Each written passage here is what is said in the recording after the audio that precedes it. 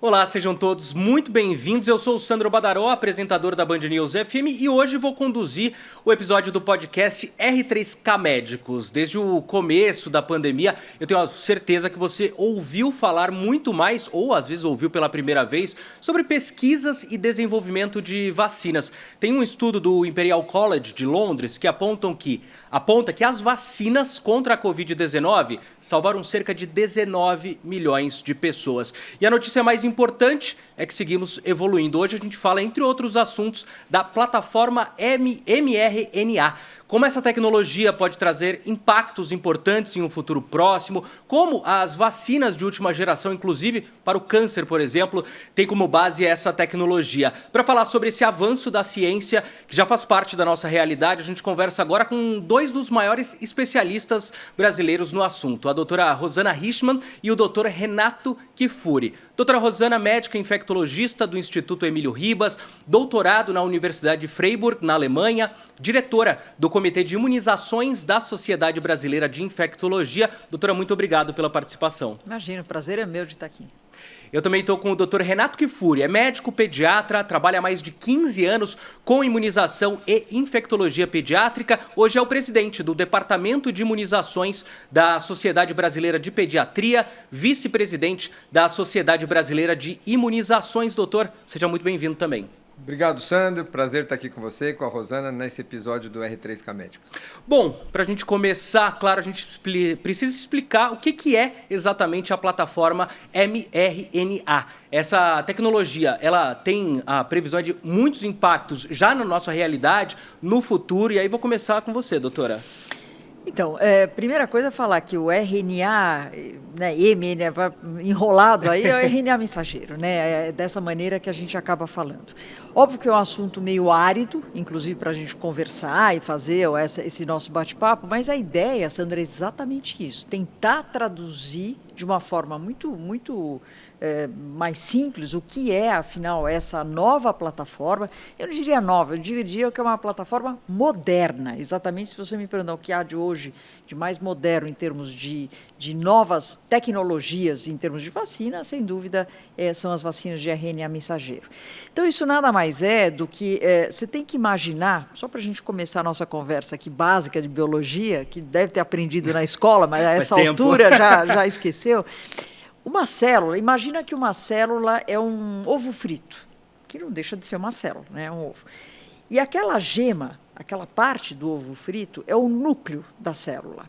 Neste núcleo é onde está o nosso DNA. E todas as suas informações genéticas ficam armazenadas nessa gema do ovo. Por que eu estou colocando isso muito forte? Porque o RNA mensageiro, ele não está no núcleo. Então, tudo que daqui para frente a gente falar que vai entrar e vai mudar o DNA, tudo bobagem. O RNA mensageiro, ele está no citoplasma, que seria como a clara do ovo. Então, ele não entra na gema, ele não tem o contato com o DNA. Então, o RNA mensageiro, o próprio nome diz, ele leva uma mensagem para as nossas células, no caso das vacinas, para a produção ele ensina as nossas células a produzir anticorpos que vão neutralizar o vírus, no caso da Covid-19.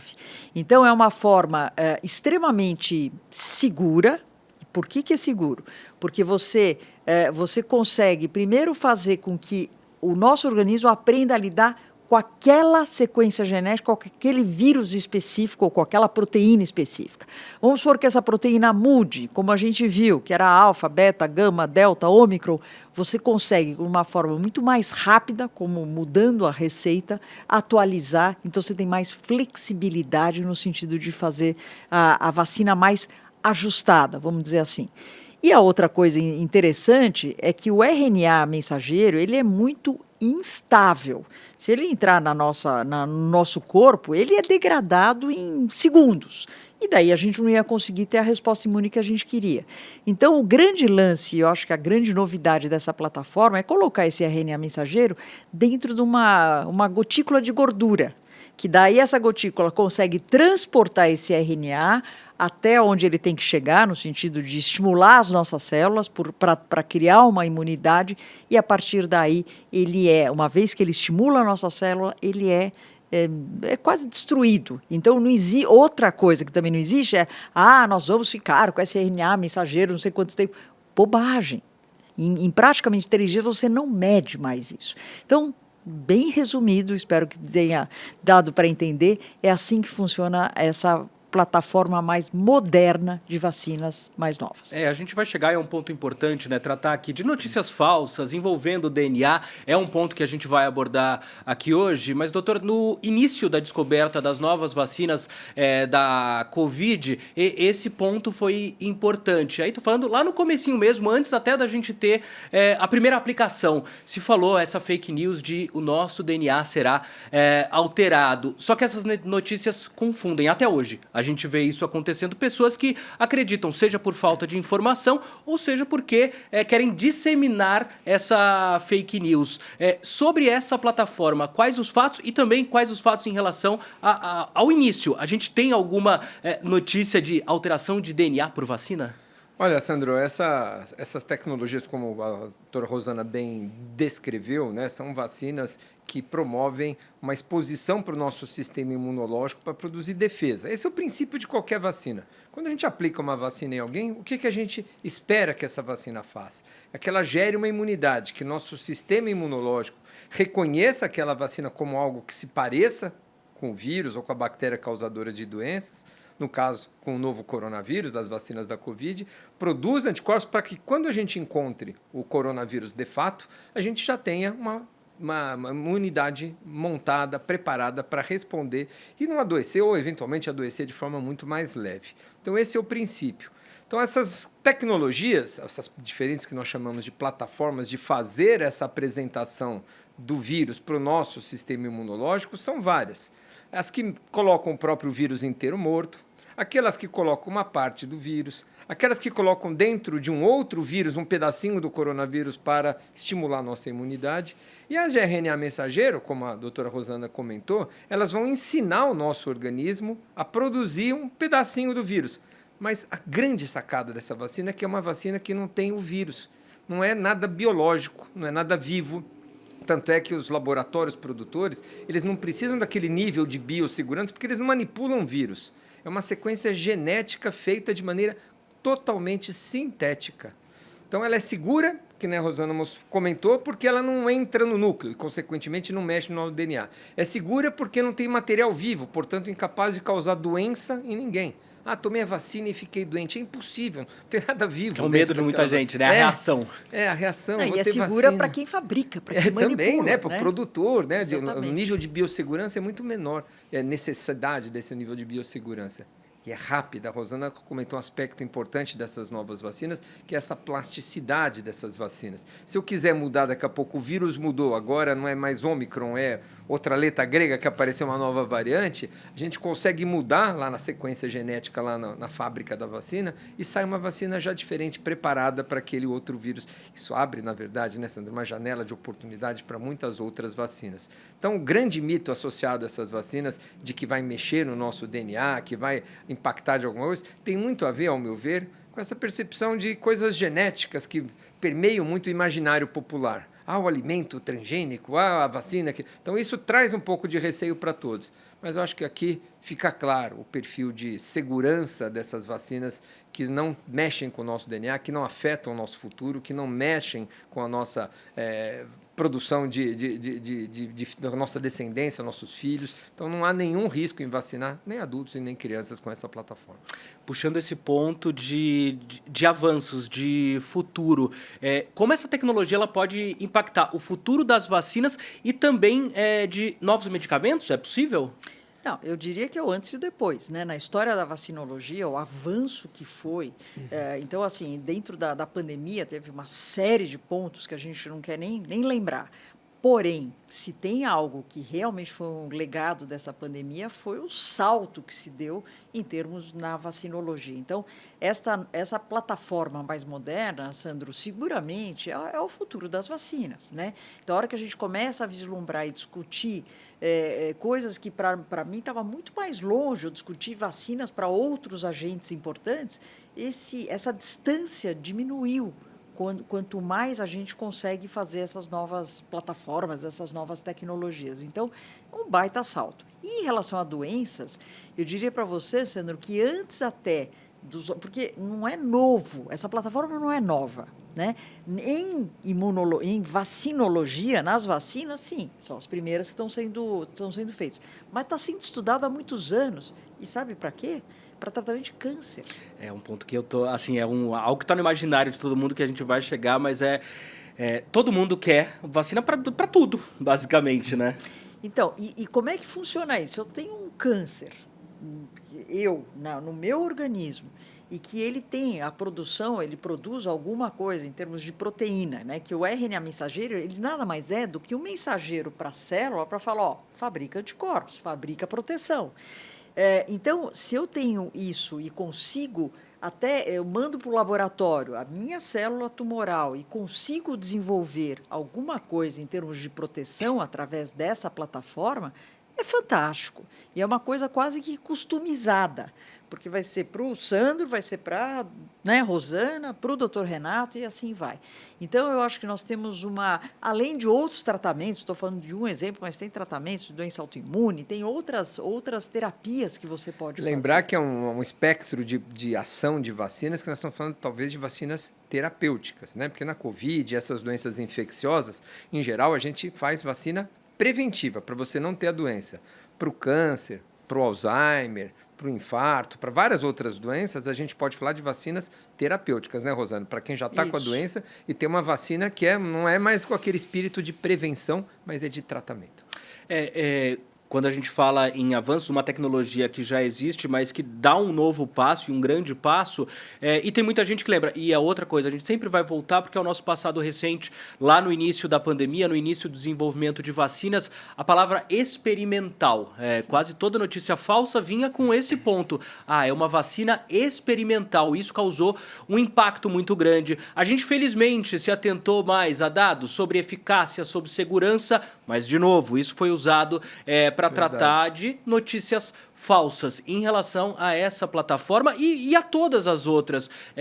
A gente, quando está falando em testar vacinas, em testar medicamentos, a gente está falando em experimental a ponto de a gente estar, vou usar aqui como a gente falaria, tá experimentando nas pessoas, basicamente. Na verdade, esse não é o nome correto, Sandro. Todo produto novo, e assim foram com todas as medicações que a gente usa hoje, com todas as vacinas que a gente aplica hoje, com todos os tratamentos que a gente faz hoje, desde vitaminas, de antibióticos, de remédio para tireoide, para o coração, qualquer medicamento que hoje a gente abre uma farmácia ou um balcão da farmácia, a gente enxerga todos aqueles medicamentos, eles passaram por testes antes de serem aplicados em humanos. Ninguém sai vendendo um produto novo, comercializando e colocando na prática produtos que não foram testados previamente. Então, esses testes, que a gente não chama de experimentos, são estudos clínicos. Então, para se registrar qualquer produto novo, isso inclui novas vacinas, você faz primeiro estudos em animais, estudos de laboratório, estudos em poucos humanos, até que você vai para o que nós chamamos desses estudos clínicos de larga escala. Então, você faz em 30 mil, em 40 mil, você faz estudo clínico. Esses indivíduos não são cobaias, são sujeitos de pesquisa. Eles participam, toda normatizada por comitês de ética em pesquisa, desde de algumas décadas atrás, da Convenção de Helsinki, que a gente segue essa metodologia. Então, esses estudos são controlados, bem feitos, monitorados, com comitês de segurança, de vigilância, tudo muito feito. Até que a gente consiga demonstrar nessa população estudada, geralmente em dezenas de milhares de indivíduos que participam desses estudos, que o produto é seguro, não faz mal, e que o produto é eficaz. Ele traz o benefício que se espera. E aí você coloca no mercado. Claro que aí você vai passar a vacinar, no caso das vacinas, milhões, não dezenas de milhares. E essa vigilância, que nós chamamos pós-comercialização, ela continua. Será que em 30 mil não aconteceu nada, está tudo bem, mas será que em 1 milhão, 2 milhões, 3 milhões, 8 bilhões de pessoas vacinadas? O planeta tem 8 bilhões de pessoas. Nós temos mais de 70% da população mundial com pelo menos 2 doses de vacinas Covid. Não há nenhuma vacina, nenhum medicamento com uso tão disseminado no planeta como as vacinas Covid foram em tão curto espaço de tempo. Então, isso demonstrou nos estudos pré-clínicos, nos estudos clínicos e nos dados de mundo real, que é esse que a gente aplica, confirmando essa segurança desses produtos. Isso nos dá muita segurança hoje de recomendar as vacinas Covid, como a gente fez desde o começo. E tanto é que a gente tem tantas outras doenças foram erradicadas, e hoje a gente tem um problema de movimentos anti-vacina, de baixa cobertura, é um problema real hoje no Brasil. E aí a gente falou do começo, né? Quando a gente está lá pesquisando, chega ao mundo real. E aí traz outro receio de muitas pessoas, e talvez ele apareça também porque a gente ainda está muito próximo do que a gente viveu. Efeitos de longo prazo, essa é uma dúvida de muita gente. Isso é a chama que... uma das, né, mas que sustenta o chamado movimento anti-vacina. E tem algum fato para sustentar isso, de que a gente tem que se preocupar, ou eu não devo me vacinar pensando que pode acontecer daqui a 30 anos? Eu diria para você, a gente tem certeza que, apesar de ser uma tecnologia muito mais moderna, por tudo que eu te expliquei, o RNA ele é degradado, em 3 dias não tem mais. Então, o que eu imagino a longo prazo? Nada, eu imagino que aqueles anticorpos que eu consegui produzir, porque eu aprendi, minhas células aprenderam a produzir, eles vão começar a baixar com o tempo, que é o que a gente está vendo. A gente aprendeu que a vacina não é para a vida toda, muito pelo contrário, diferente de outras vacinas que a gente afirma que é para a vida toda. Então, realmente, você vai ver essa variação, ainda mais um vírus respiratório como a Covid. Então, eu não consigo imaginar a longo prazo o que pode ter de diferente de tudo que a gente conhece da vacinologia, que o básico é, eu injeto algum antígeno para você criar anticorpos. Dali para frente, a gente conhece, desde o gênero, o que vai acontecer. Então, o que a gente aprendeu na Covid é outra coisa. É a consequência e as sequelas da doença a longo prazo, que é algo que a gente não imaginava no começo. A gente achava que a Covid era aquele vírus respiratório no início, com risco de morte, de quadros graves, mas a gente não imaginava que a gente ia ficar com uma quantidade de pacientes que a gente tem hoje com sequela de Covid longo. Então, a doença se mostrou assim. Em termos de sequelas a longo prazo com vacinas, quem quer fazer essa fake news fala, mas são vacinas genéticas, parece que vai mudar o seu DNA. Falaram até em vacina com chip, isso, né? Não é nada Jacaré. disso. Eu acho que se você entende aquela explicação básica, a partir daí você está tranquilo. Fala, não, eu só queria meus anticorpos, ensinar minha célula, já ensinei, só que infelizmente a lição não é para a vida toda. Então, por isso que a gente acaba tendo que atualizar as vacinas, adaptar as vacinas e revacinar. Sandro, em pediatria a gente diz que vacina só tem um efeito de longo prazo. As vacinas causam adultos. Esse é um problema. Às vezes é um problema, né? Mas é bom. Mas causam adultos. Esse é um problema. De longo prazo é o único efeito dela. E esse é um ponto importante. Tem gente que tomou vacina e não vacinou o filho, a filha, porque tinha medo. Ou o argumento de, é criança, o sistema imunológico é mais forte, ou a criança não precisa, não vai desenvolver formas graves. A gente tem ali muita gente, na verdade, que eram pessoas com comorbidades, pessoas mais idosas. Para essas pessoas, o que o senhor diria em relação... É preciso vacinar? Olha, nós temos 2 aspectos aí para lembrar na vacinação da pediatria das crianças. Um deles é que realmente há uma desproporção muito grande de gravidade da Covid quando você compara os adultos, os idosos com as crianças. As crianças foram muito menos afetadas de maneira grave pela Covid, se infectam mais ou menos na mesma quantidade, mas são os adultos, os idosos que fazem mais doença grave, que desenvolvem as formas, mais complicações e óbitos. Mas a gente ficou muito centrado nessa comparação da Covid no adulto, no idoso, com a Covid na criança. É muito desigual. Quando mais justo, talvez, seria, Sandro, a gente comparar a Covid na criança com as outras doenças do calendário infantil, as outras doenças infantis. E quando a gente faz essa comparação, a Covid sozinha faz ainda mais vítimas do que todas as doenças do calendário. Se você perguntar quantas pessoas morreram de febre amarela, de sarampo, de rubéola, de meningite, de gripe, de coqueluche, de difteria aqui no Brasil, o ano passado, esses 2 últimos anos, a Covid sozinha fez mais vítimas do que todas elas somadas juntas. Então, se você vacina seu filho contra pneumonia, meningite, gripe, coqueluche, né, você tem que vacinar com a Covid, que é uma doença muito mais grave na pediatria do que todas essas juntas. Então, não é porque ela é menos grave no adulto que ela não tem o seu papel e a sua carga na doença. Isso acho que foi mal comunicado e mal explicado para a população, que achou que Covid não tem problema na pediatria. E o segundo fator, e aí você tem toda a razão, os pais ficaram inseguros com tantas fake news. O grupo antivacinas tentou boicotar a vacinação desde o começo, nos idosos, nos adultos, nas grávidas. Não conseguiram até a hora que chegou nas crianças. A vez das crianças mexeu com o sentimento desses pais que começaram a ficar hesitantes. E por isso que nós estamos aqui até para conversar e desmistificar um pouco dessas questões.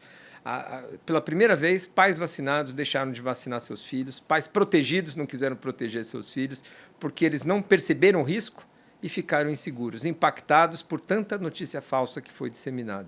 Então, acho que esse é um cenário preocupante, não é só aqui no Brasil, é no mundo inteiro. E nós que achávamos que éramos, com o trocadilho, imunes a esses grupos antivacinas, acabamos sofrendo isso. Hoje é uma nova realidade que a gente precisa enfrentar e conversar com esses pais que precisam ser acolhidos, eles não precisam ser confrontados. Por que você não quer vacinar seu filho? Você está louco? Dá vontade, às vezes, de a gente falar isso, não tem, mas não é esse o caminho. Eles estão preocupados, eles não querem o mal do seu filho, dos seus filhos. Eles querem o bem, a gente precisa esclarecê-los. É uma rotina que a gente vive. Por exemplo, posso dar um exemplo aqui na rádio, no contato com os ouvintes, é muita informação. E essa informação vem do WhatsApp, vem de alguém conhecido, e você passa a confiar nela às vezes. Como se a Organização Mundial da Saúde, a Sociedade Brasileira de Pediatria, de Infectologia, o Programa Nacional de Imunizações iam colocar vacinas que fariam mal para a população. Né? Ou seja, a gente estamos querendo dizimar crianças, matar. Isso seria a lógica? Só se você acreditar numa teoria da conspiração, que há uma grande tendência de eliminar as crianças, acabar com o planeta, aí tudo bem.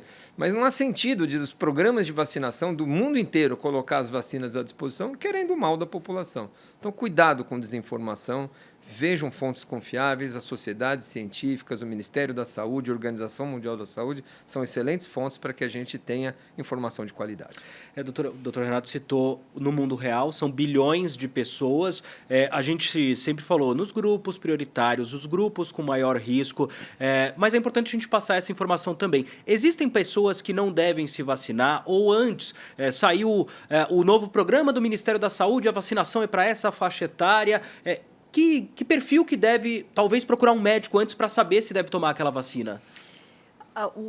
A maior contraindicação seria alguém que teve alguma reação de hipersensibilidade, ou seja, teve o que é muito raro, mas teve um choque anafilático, alguma coisa grave pós o uso da vacina.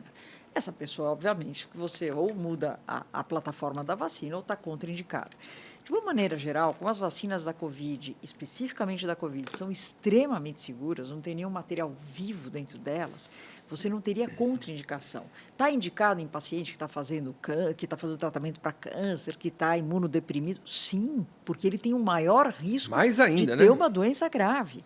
Então, você não tem contraindicação. As próprias gestantes, eu trabalho bastante com gestantes, sou do Grupo Santa Joana, a gente, em 2020, 2021, começo de 2021, eu nunca tinha visto tanta gestante precisando de terapia intensiva, ser entubada, ou seja, quadros graves relacionados à Covid. Então, a gente queria muito proteger. E foi isso que aconteceu. Então, foi um grupo que, normalmente, a gente demora muito mais tempo para indicar vacina, e, no caso da Covid, ela foi indicada exatamente pela confiança que a gente tinha na segurança das vacinas, e agora eu estou dando um relato pessoal, eu fui voluntária do estudo de vacinação de plataforma RNA mensageiro, porque eu acreditava nisso. Então, eu acho que isso é importante. A hora que você conhece, independente de ser doença A, B ou C, mas você conhece o mecanismo de como funciona aquilo, você indica com segurança. Então, eu não vejo contraindicação das vacinas, muito pelo contrário, acho que a gente tem que, quanto mais a gente fala e esclarece a população, que é óbvio, como o Renato falou, eu não brigo com paciente nenhum mais. O que eu tenho que fazer é acolhê-lo e tentar explicar para ele como funciona. E o que os movimentos antivacina fizeram, eles falam um monte de absurdos no meio de algumas verdades. Então, as pessoas vão falar, mas isso faz sentido. algo faz sentido, mas depois vem um monte de absurdos. E as pessoas que não sabem, inocentemente, elas acabam mandando para o vizinho, para o grupo da família, e assim vai, em proporção, né, uma rapidez. Eles são muito mais barulhentos do que os pró-vacinas, daqueles que são... As verdades científicas não vendem. O que vende é o sensacionalismo. Então, por isso que, infelizmente, é difícil a competição. E por isso que nós estamos aqui, né? E é importante a gente sempre lembrar, a gente não fala aqui só de notícia falsa, a gente fala de notícia tirada de contexto. Às vezes é muito mais difícil você identificar uma notícia falsa, alarmista, você até consegue rapidamente. A notícia fora de contexto, a notícia escondida ali, alguma verdade ali no meio, isso complica muito. Felizmente a gente chegou no momento onde tem vacina contra a Covid-19, segunda, terceira, quarta, quinta dose. Isso também causa algum receio nas pessoas que falam, não, mas se a vacina funciona, por que em 1 ano eu estou tomando já a terceira dose? Por que 2 anos eu estou chegando na quinta dose? E a quinta dose é A, a dose inicial era B? É preciso, doutor, se vacinar periodicamente e... Para deixar claro, a gente vai viver com vacinação anual contra a Covid-19? Olha, Sandro, a gente mudou muito o cenário que a gente tinha pré-vacinação do que o estágio atual. Nós vivíamos num cenário onde ninguém era vacinado, as pessoas tinham uma primeira infecção muito mais grave. Hoje nós acumulamos, por exemplo, aqui no Brasil, boa parte da população mundial, muita gente, quase toda a população, com pelo menos 2 doses de vacina. E muita gente experimentado infecção também pela Covid, pelo coronavírus. Então, essa imunidade que nós chamamos de híbrida, você tem uma vacina que te protegeu das formas graves, você já se infectou e se expôs ao vírus pelo menos 1, 2 vezes na vida, isso mudou o cenário da Covid-19. Hoje, a Covid-19 é uma doença que migra, nós já estamos muito parecidos com uma doença como a gripe, como a influenza, causada por outro vírus, mas que é semelhante, que vai fazendo epidemias periódicas, cuja vacinação contra a gripe também não é duradoura, você precisa renovar a sua vacina contra a gripe. Então, a gente caminha para uma vacinação, o vírus veio para ficar, isso é uma outra constatação que nós já tivemos, o coronavírus não vai desaparecer, ele vai circular entre nós, ele ainda não está muito claro a sua sazonalidade, o período que ele mais circula, mas há uma tendência dele circular mais no inverno também, como o vírus da gripe, os vírus gostam do frio, do tempo seco.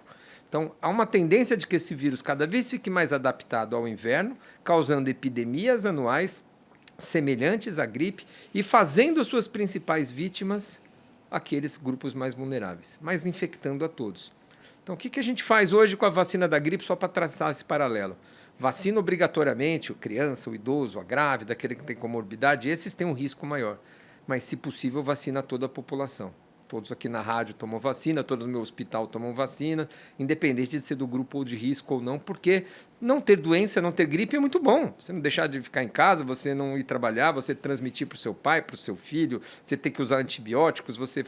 É um acordo coletivo também, né? Um acordo coletivo, exatamente, cidadania, né? Nós estamos falando também. Então, à medida que você vacina a maior parte da população, você contribui para que a doença se espalhe menos e todos se beneficiem.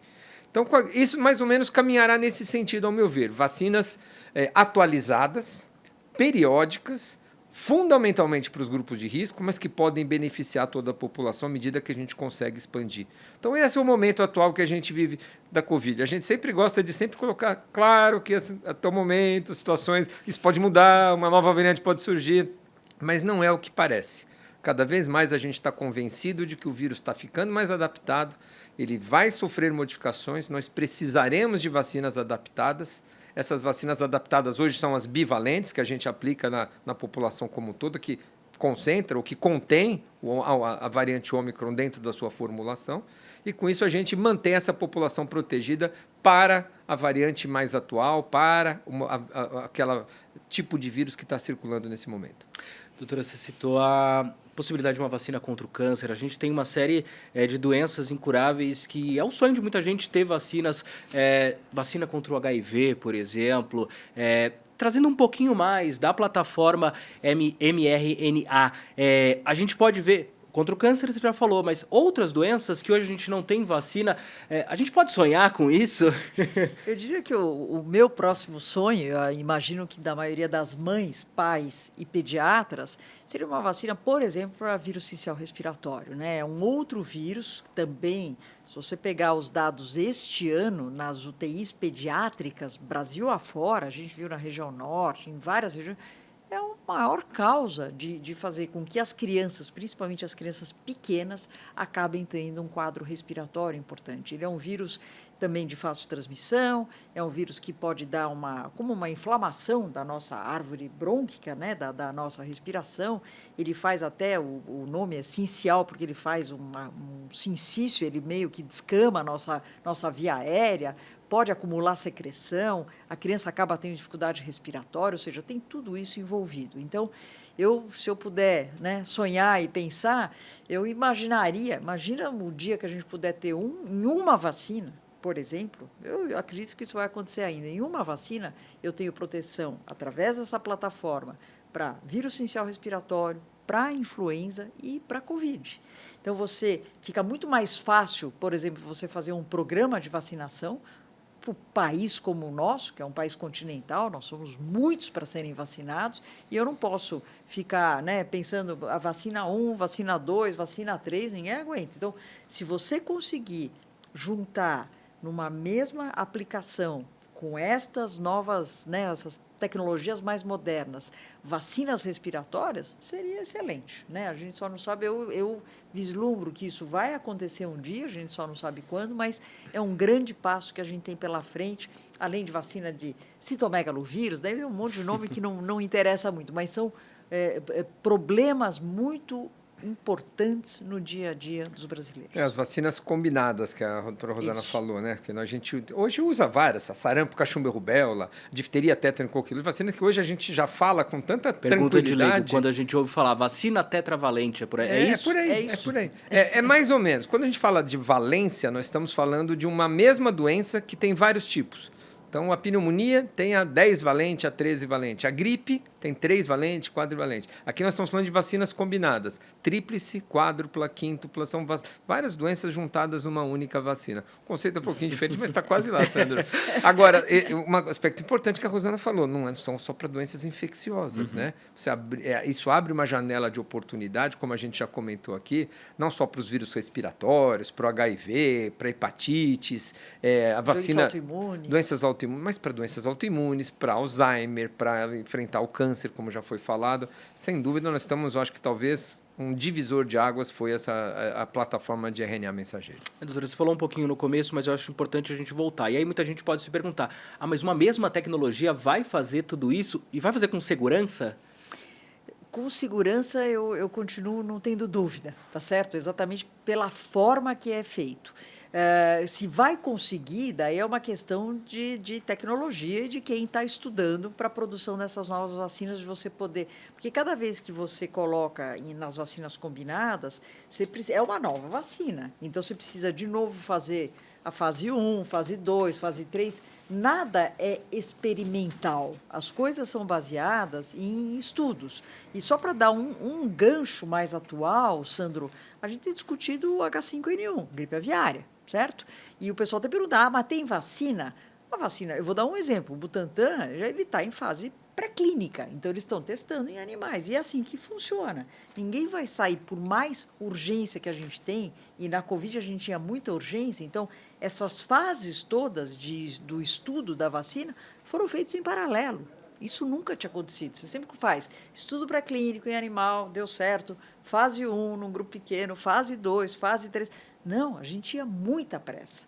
Então, por isso que as fases foram em paralelo e por um tempo recorde em termos de ter uma nova vacina para um novo vírus, porque o SARS-CoV-2 era total novidade, é que a gente conseguiu tudo isso e que hoje nós estamos aqui, nós três, sem máscara, conversando, numa fase pós-pandemia.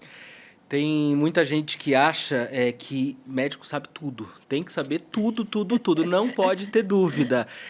E a gente sabe que não é assim, na Claro, verdade, né? lógico. Dentro da classe médica, e é importante porque, claro, aqui a gente está levando informação, mas no dia a dia, no consultório, naquele contato, são os médicos, as médicas que vão passar para o paciente essa segurança. Em relação a essa plataforma, dá para a gente destacar quais são as principais dúvidas da classe médica, aí falando como um todo, né? Olha, elas não são muito diferentes das dúvidas da população, não, viu, Sandro? Claro que quando nós que somos especialistas na área de infectologia, de doenças infecciosas, de imunização, nós estamos muito familiarizados com todos esses termos e com todas essas plataformas. Aliás, a gente acompanha essas plataformas muito antes de elas serem colocadas em prática nesses estudos pré-clínicos e clínicos. Então, isso nos facilita o entendimento. Mas não é a realidade. É como se você perguntasse para mim alguma coisa sobre neurocirurgia, sobre doenças cardíacas, sobre ortopedia. Claro que eu não tenho familiaridade com o assunto e os médicos de outras áreas não têm essa especificidade e certamente têm dúvidas semelhantes a essas que a gente conversou aqui, as mesmas da população. Então, só que os médicos, em geral, têm acesso mais fácil à informação, conseguem conversar com outros colegas, acabam sendo mais bem informados E uma por essas base outras também, formas. né? Que a gente não tem. A gente, infelizmente, sentiu nessa pandemia o surgimento de uma outra categoria que foram de alguns oportunistas da área da saúde, inclusive médicos, disseminando os conceitos equivocados, tentando vender terapias salvadoras, não tome vacina, eu trato o seu problema, eu tenho uma terapia. Aliás, eu consigo fazer através da minha terapia, reverter a ação que a vacina fez em você, como se fosse possível eliminar o efeito de alguma vacina. Então, infelizmente, a gente tem maus profissionais também na medicina que tentam ganhos políticos, econômicos, sociais, em função de uma situação de pandemia, com oportunismos que, infelizmente, devem ser punidos como crimes de saúde pública. Eu sempre digo que essas má condutas, essas má informações, especialmente veiculadas, são doenças também. É uma doença digitalmente transmissível até. Transmite pela corrente da era digital, pelos grupos de WhatsApp, sem dúvida, impactam de maneira... Porque muita gente deixa de se vacinar, deixa de se proteger, deixa de tratar, às vezes, porque acredita numa terapia alternativa que não funciona. Então, tem que ter cuidado também agora com esse novo fenômeno. Ainda bem que, como a gente fala de tantas outras profissões, classes, são indivíduos, Exato. não é um grupo, não Exatamente. é o coletivo que age. Não são as sociedades científicas representadas por eles, né? Exato. Fora as vacinas, avançando, para que outras áreas da medicina essa plataforma pode ser usada, doutora?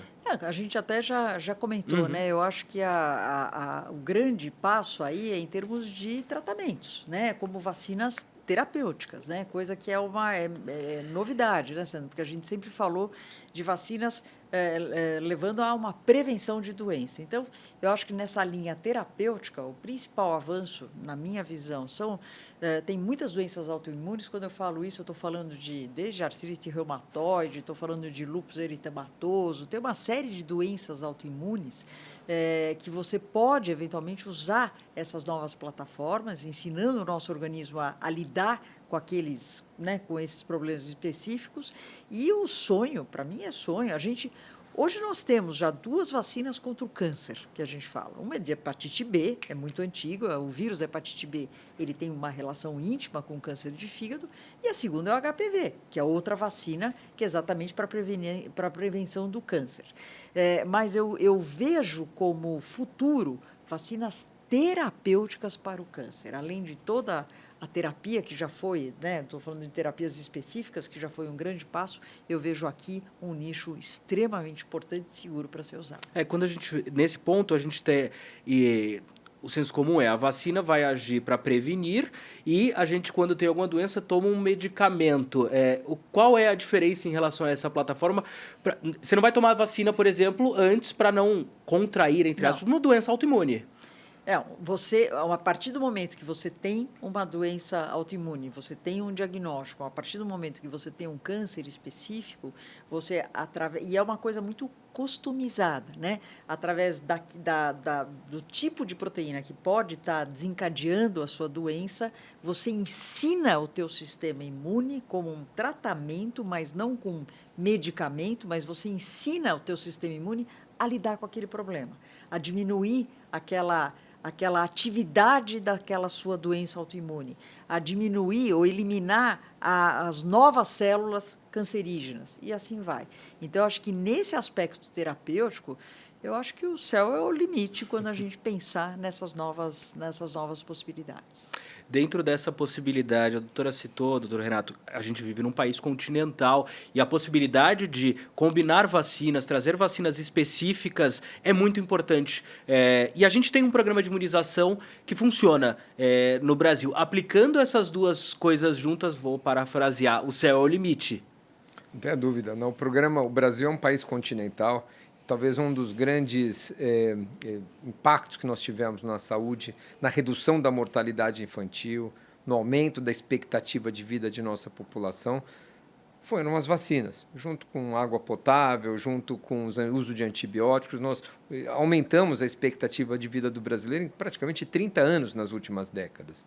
Isso graças ao controle de doenças que eram realmente flagelos na pediatria no passado, sarampo, a coqueluche, a meningite. Tivemos epidemias poliomielite devastadoras no país. Então, as vacinas mudaram esse cenário e nós temos hoje um programa de vacinação que, aliás, que este ano completa 50 anos. A gente faz 50 anos, é o primeiro programa de imunizações das Américas. O Brasil criou o primeiro programa de imunização da região e ele é muito capilar num país tão grande quanto o nosso. Tem 36 mil salas de vacina. Então, você imagina poder distribuir gratuitamente num país tão grande quanto o nosso para 200 milhões de brasileiros, em 38 mil salas de vacinas de mais fácil aplicação, combinadas, com pouca reação.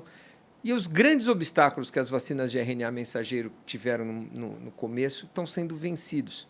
Um é o custo. Essas vacinas, no desenvolvimento, custaram muito mais caro. Hoje elas já têm um preço muito melhor.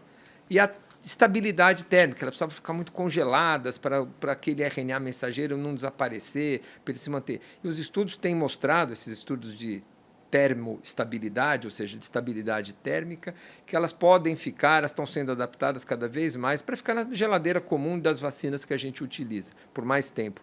Então, esses dois problemas estão caminhando cada vez mais para uma resolutividade, temperatura estável, geladeira comum, preços menores, associados a tudo isso que a gente comentou aqui. Vão fazer certamente da plataforma de RNA mensageiro um novo avanço aí para os programas de vacinação que vai possibilitar a gente recuperar, né, as nossas coberturas vacinais que não andam boas, mas a gente ter não só novas vacinas, não só novas doenças infecciosas, não só para várias outras doenças, como câncer, as doenças autoimunes, mas principalmente para a gente ter o controle ou manter o controle dessas doenças eliminadas, controladas e erradicadas. Esse ponto que eu queria puxar para a gente poder encerrar a nossa conversa. A gente tratou aqui, claro, com várias informações sobre o quanto a vacina é segura, o quanto a gente precisa buscar a vacina, a importância de combater fake news, mas você citou, doutor, a gente hoje tem um problema no Brasil. 50 anos do programa, a gente já esteve num estágio muito melhor em relação à imunização da população brasileira.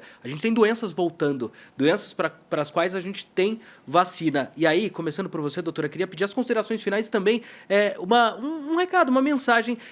O que a gente precisa fazer para retomar um programa de tanto sucesso e pelo qual o Brasil é conhecido no mundo todo?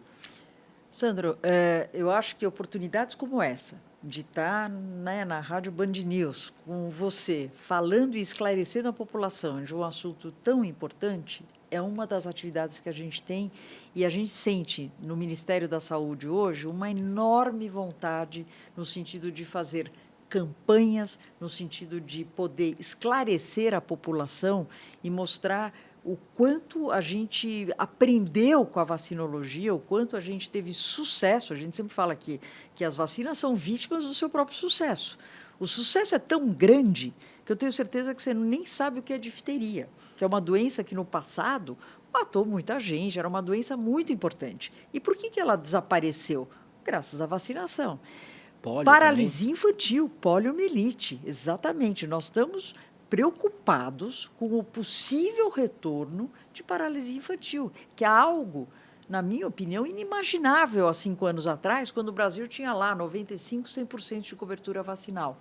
Hoje, a gente está falando de 70%, 71% de cobertura. Ou seja, a cada 10 brasileiros, a cada 10 crianças brasileiras, 3 estariam não protegidas por uma doença tão grave como essa e que tem uma proteção extremamente segura, usada há muitos anos. Então, resumindo, minha mensagem final, primeiro é agradecer a oportunidade da gente estar aqui, né, o nosso podcast, o R3K Médicos, de estar podendo divulgar junto com a Rádio Band News e você aí fazendo essa moderação, informações tão importantes.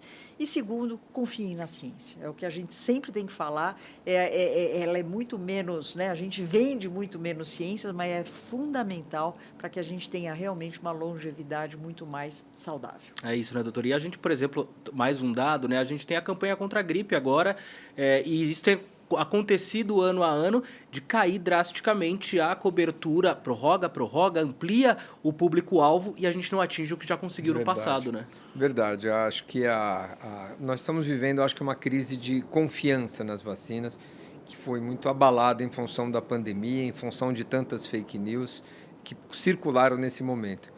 O Brasil, que, como eu disse, parecia imune a esse fenômeno que já atingia outros países europeus, a gente considerava o Brasil o país do carnaval, do futebol e da vacina, nós estamos perdendo esse primeiro posto.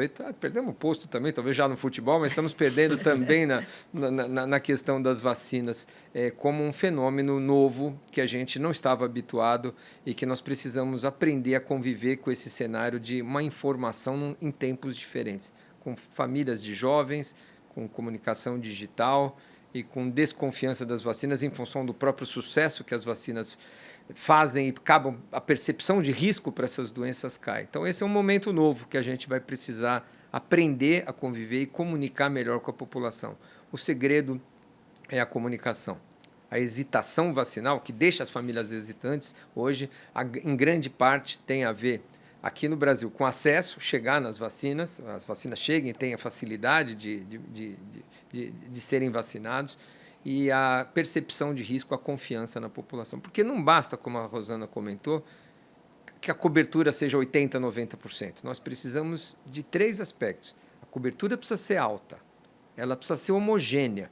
Não adianta eu ter um município com 20% de cobertura e outro com 100%, outro com 40%, porque esses bolsões de baixa cobertura favorecem a reintrodução dessas doenças que a Rosana comentou.